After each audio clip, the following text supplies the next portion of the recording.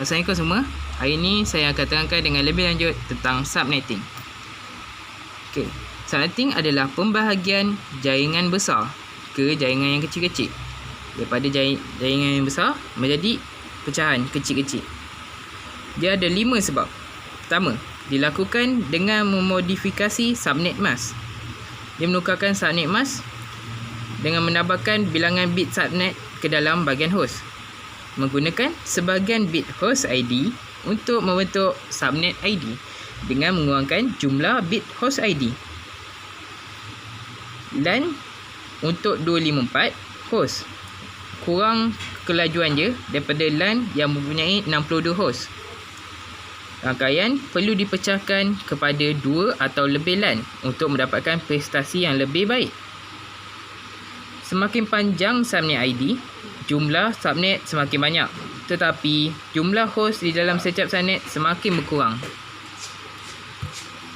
Subnet mask, subnetting juga mempunyai nama lain seperti VLSM. Ingat dia, Variable Length Subnet Mask. Sebenarnya saya akan terangkan dengan lebih lanjut tentang Network ID. Network ID adalah IP pertama dalam rangkaian, sebuah rangkaian. Dan broadcast address adalah IP terakhir dalam sebuah rangkaian. Yang pertama dan yang terakhir. Untuk terangkan yang lebih lanjut, saya akan membuat sebuah subnet dekat subnet klasi. Klasi menggunakan 255 bersamaan dengan 8 tambah 8 tambah 8 mendapat 24. Okey, kita akan tambahkannya dengan /25. Kita tambah satu bit subnet kat dalamnya. Dia akan jadi 255 255 255. Bila tambah satu kat host, kita perlu mengiranya dengan menggunakan kalkulator 2 kuasa 7. Jadi kita akan tahu subnet mask yang terbaru adalah 2128. Contoh IP dia adalah 192 168 125. Kita nak tahu dekat mana subnet IP ni berada. Sama ada subnet pertama atau subnet kedua. Macam nak tahu ada 2 subnet? Dia /25 bermaksud 2 kuasa 0. 2 kuasa 1 adalah 2 subnet. Dia menggunakan 1 bit. 2 kuasa 1. Jadi yang pertama akan mula dengan yang belakang sekali 0. Dan 128 kita letak sini. Bila letak sini, kita boleh buat yang seterusnya. Ini akan automatik menjadi 255, nombor terakhir. Dan ni 2 127. Kat sini 126. Start 1 1 2 9 dan 254. Ini merupakan julat IP yang senang dibuat. Hanya perlu membuat satu persatu.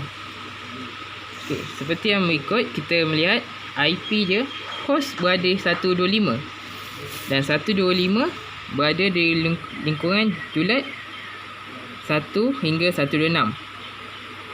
Ini adalah julat IP dia. Kita boleh gunakan julat IP. Kita perlu menulis network yang sama 192 168 1. Dan kita start daripada 1 untuk yang pertama. Dan 192 168 1 126. Kenapa tidak boleh terus ambil kosongan 127? Network ID dan broadcast address tidak boleh digunakan oleh host. Jadi kita perlu menulis sekiranya soalan tersebut memerlukan kita mencari network address. Network address kita sudah tahu jawapannya adalah 192 168 10 network address yang atas sekali. Dan broadcast broadcast address adalah 192.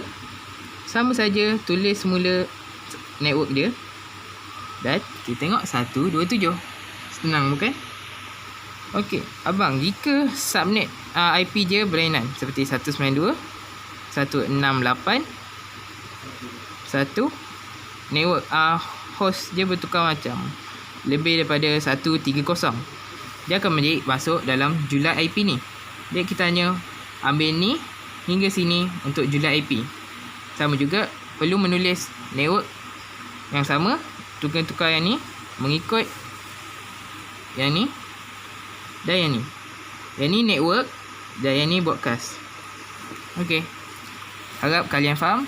Sekian, terima kasih.